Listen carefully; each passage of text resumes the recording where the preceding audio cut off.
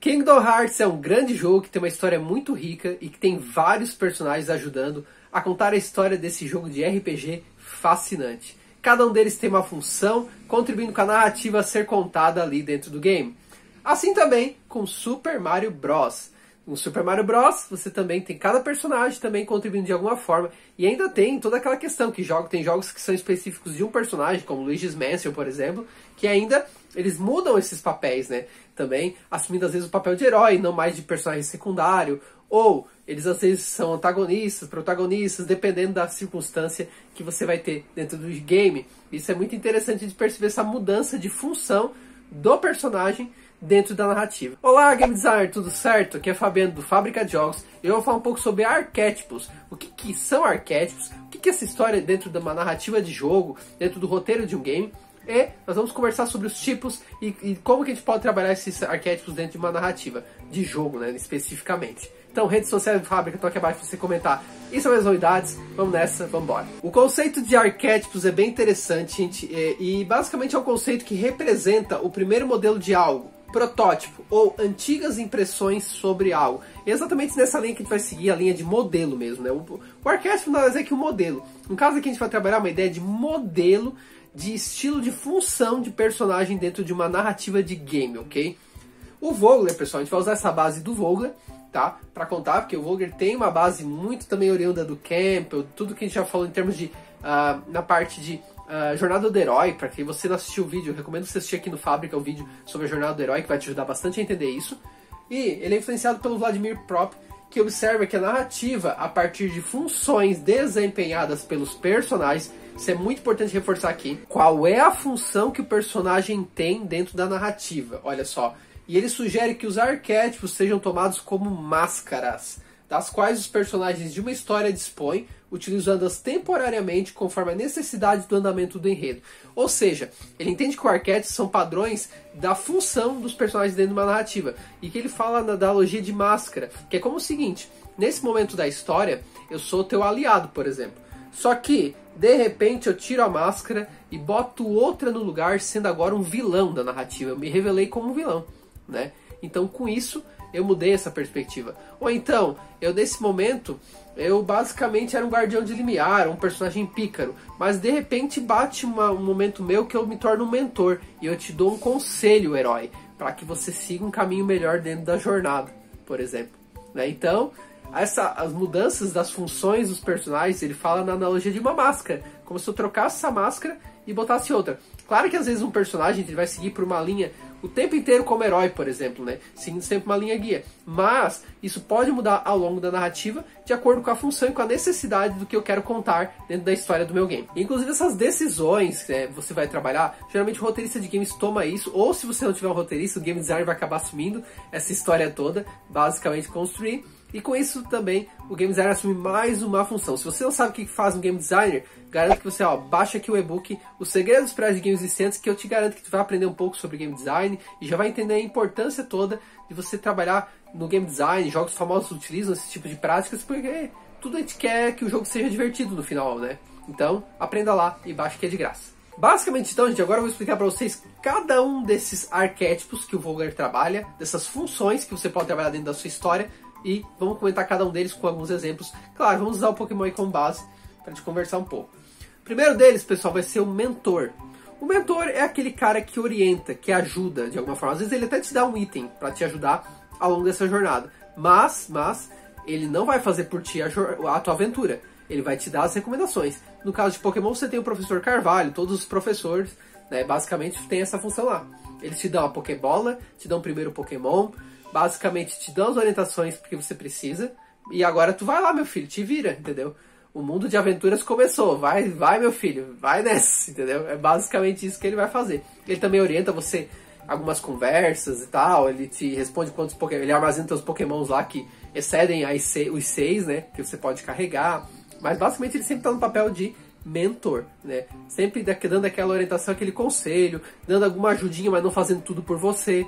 Isso é muito típico de mentor, tá? Desse arquétipo, dessa função que ele exerce.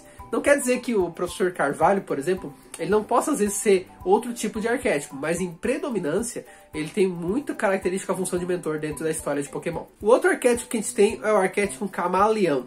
E o Camaleão ele representa o arquétipo da transformação.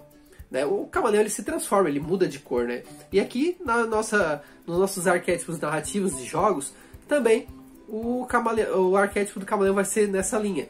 Essa mudança, essa transformação, ela pode ser tanto uma transformação física, que é o caso de Pokémon, Pokémon evoluindo. Isso é uma transformação física que ocorre. Eles estão assumindo outra função da história, o arquétipo do Camaleão acontecendo. Como também pode ser, às vezes, um personagem que era, por exemplo, o teu rival, o teu inimigo. No caso do Lance, por exemplo, né, em Pokémon Gold e Silver, né, ele é um inimigo teu da Elite dos 4, que você tem que enfrentar lá e vencer. Né? Só que tem um momento da história ali com o Gyarados vermelho lá, que ele meio que vira teu aliado, né? Assim, ele assume um papel meio de aliado, assim, né? Dentro ali da narrativa. E ele daí assume uma outra função dentro da história. Então, pode acontecer isso, que não seja uma mudança física necessariamente, mas seja uma mudança psicológica, na forma de comportamento que ele vai agir perante você. É aquela velha história bem clássica, sabe? Ele era teu amiguinho na história, tarará, tarará, daqui a pouco virou um vilão e se revelou, né? Então isso é muito típico de arquétipo do Camaleão.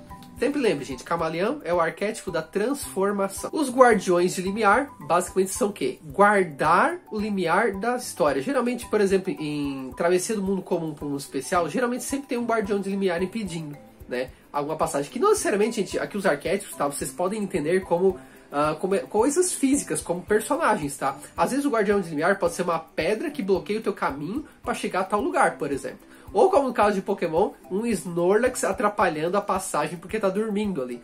E aí você precisa da Pokéflauta para ir lá tocar, para tirar o Snorlax dali e você poder continuar a sua aventura, tá? Isso é o típico guardião de limiar. Eu coloco como exemplo também as insígnias. As insígnias do Pokémon servem como guardião de limiar para te chegar até a Elite dos 4, por exemplo, né? Então é um típico exemplo de arquétipo desse estilo. Sempre lembre, gente, que o Guardião Limiar, ele tá te impedindo de chegar no objetivo principal do herói. Ele tá impedindo ele de ser o mestre Pokémon. Então ele vai fazer o quê? Vai guardar, vai te impedir de algumas coisas, né? Pokémon tem vários exemplos nesse sentido. Tem alguns aqui para você poder entender. O personagem pícaro, picaresco, ele na verdade, ele é um personagem que tá sempre ali para divertir a história. Ele tá um ar mais leve para a história, né? No Pokémon, assim, eu consegui identificar um pouquinho isso no personagem Copycat. Eu acredito que até você tem alguns outros exemplos também. Pode deixar aqui nos comentários pra mim. No jogo Pokémon, né? De personagens que tem essa característica de divertir em certos momentos da história. De trazer um ar mais leve pra história. Mas eu acho que a Copycat faz isso, brincando ali, né, com os Pokémons, com a transformação e tal. Eu acho que vai muito numa linha, talvez, de trazer um personagem mais engraçado, tá? No anime, né, no desenho do Pokémon, isso é muito caracterizado por vários personagens, como o Brock, que fica apaixonado pelas mulheres lá e fica todo bobo, a Misty, que é toda enfesada, por exemplo, né? E aí, naquele momento, ela assume um personagem picaresco, né? Mas eu acho que um exemplo bem, assim, importante é o Psyduck, por exemplo, né? Que ele é sempre meio idiota, meio, né? O alívio cômico ali da narrativa, né? Por exemplo, a Equipe Rocket também. Então, no anime você vê isso meio de maneira mais clara, vamos dizer assim, né? E aí temos também o arquétipo da sombra, pessoal. A sombra, ela tá numa ligação aqui muito característica com o herói. Porque a sombra do herói, entende? É muito nessa linha, né? E então ela vai sempre em oposição aos objetivos do herói. Aqui a gente coloca um pouco da Equipe Rocket, porque eles estão sempre atrapalhando mesmo ao longo do jogo. E também o rival, né? O rival tá sempre competindo com ele, querendo vencê-lo. Tanto que chega lá no final, ele tem que enfrentar o rival de novo para poder ser o mestre Pokémon, né? Então, o rival é um exemplo de sombra, mas não só. A gente pode ter várias percepções aí para discutir de outros personagens também que assumem essa função dessa máscara ao longo da narrativa de Pokémon. Outro arquétipo também é o Arauto, né? O mensageiro, né? O mensageiro ele sempre vai trazer, como o nome já diz, uma mensagem para ajudar o nosso herói, para avisar de alguma coisa, né? O professor Carvalho faz isso, por exemplo, quando você liga o computador lá no centro de Pokémon, pergunta para ele quantos Pokémons tem lá e tal, ele te informa, isso é um papel de Arauto, de mensageiro. Outro exemplo também é o próprio rival, ele sempre traz uma coisa para ti, uma informação, você sempre fala alguma coisa que acaba querendo ou não te informando sobre alguma coisa que está acontecendo, tá? Então, isso é um papel de Arauto. Os NPCs que ficam rodando ali as cidades de Pokémon também, eles fazem muito isso, papel de Arauto também. Às vezes eles falam sobre uma coisa, a rua tal tá meio impedida, porque tem um Snorlax bloqueando lá, e daí tu, informação, ó, mensagem, entende? Arauto, papel de arauto mensageiro aí ocorrendo. Os aliados, né, pessoal, são todos aqueles que apoiam o nosso herói, né? Então, desde os pokémons, desde a enfermeira Joy curando os pokémons também que você perde em batalha, desmaiado lá, enfim, né? E tudo isso são aliados. E também temos aí o eu superior, gente. O eu superior é nada mais é que como se fosse assim um espelho de como o herói se vê ao término da aventura, sabe? Como é que ele se enxerga lá, chegando lá. Por isso que é eu superior, entendeu? É como ele se vê. E aí, claro, que no Pokémon ele se vê o quê? Como um mestre Pokémon. O eu superior dele é exatamente isso. É ser um mestre Pokémon.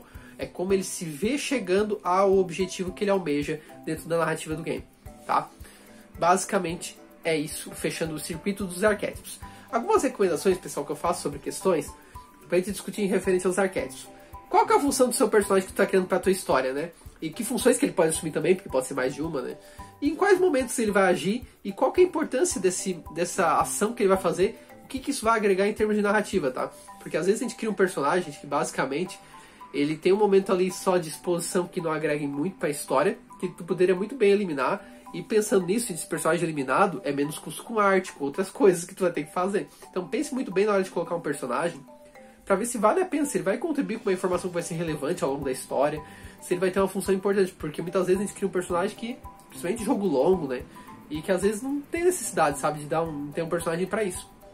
Então pense muito bem na função que ele vai ter, na distribuição desses papéis, e como que ele contribui para a história, pro protagonista também, como é que ele pode ajudar. Como é que esse personagem contribui para a narrativa, né? Então, assim, é um reforço, por exemplo, que traz alguns exemplos para vocês entenderem. Então, por exemplo, reforço. Por exemplo, eu posso ter um personagem que ele bate tanto no herói, por ser um medroso, por exemplo, que isso faz o herói se desenvolver ao longo da narrativa para se tornar corajoso. Então, ou seja, aquele personagem tem uma função de reforçar uma característica do herói que não é boa, para que no futuro você consiga perceber melhor ele sendo corajoso no momento crítico da história, como por exemplo, uma aprovação suprema, certo? Então ele tem um papel de reforçar. Às vezes ele tem um papel de ajudar, que é o caso dos mentores, por exemplo. Então ele tem um papel de contribuir, de dar uma forcinha, como o Mestre dos Magos fazia na Caverna do Dragão, né? Ele dava ajuda, dava o poema lá, né? Depois o que ele fazia? Ó, desaparecia, já fiz a minha parte. Mas de certa forma ele ajudava também, né?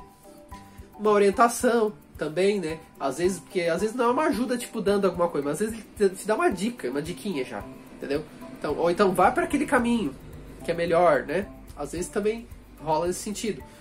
Outra coisa, são necessários tantos personagens, né? Então aí volta a questão que eu falei anteriormente, o design de elenco, gente. O design de elenco ele é muito importante, gente, porque é ali que a gente mapeia todos os personagens que tem na nossa história e como é que eles se relacionam com os protagonistas da história. E ali a gente consegue perceber muito bem as funções, os arquétipos acontecendo. E aí a gente vê, né? Por que esse personagem está existindo? Talvez porque ele vai reforçar o mundo comum do personagem, que é muito ruim, por exemplo. E por isso que daí ele vai se engajar mais na aventura depois, seguindo ao longo do game. Entende? Então todo personagem ali vai ter uma justificativa. Às vezes para reforçar uma característica do personagem, ou às vezes para se aliar a esse personagem depois, ou às vezes para aliar e depois traí-lo. Enfim, todo personagem vai ter uma característica. Então o design do elenco é legal porque tu consegue pensar nos personagens, no núcleo de personagens também, e consegue ver as relações que eles têm para contribuir para o protagonista na hora de contar essa história. É uma coisa que a gente usa em outras mídias e outras histórias, mas para jogo a gente também pode fazer a mesma coisa, inclusive contribuições até em termos de mecânica, né? Porque muitas vezes a mecânica que está ajudando em algum ponto aquele personagem ali, dando um Pokémon ou curando os Pokémons, no caso da enfermeira Joy, por exemplo, né? Então são coisas que a gente pensa sempre nesse sentido. Espero que vocês tenham entendido um pouco dos arquétipos também. Deixa aí nos comentários se você tem mais algum exemplo de arquétipo bem interessante, de exemplo que você pode contribuir. Será bem legal, principalmente de camaleão, né? Esses bem, né, complicados que geralmente geram um plot twist na história. E é legal de trocar uma ideia, tá bom? Espero que tenha ajudado esse conteúdo pra vocês. Tchau pra vocês. E até o nosso próximo vídeo do canal do Fábrica de Jogos. Valeu, abraço!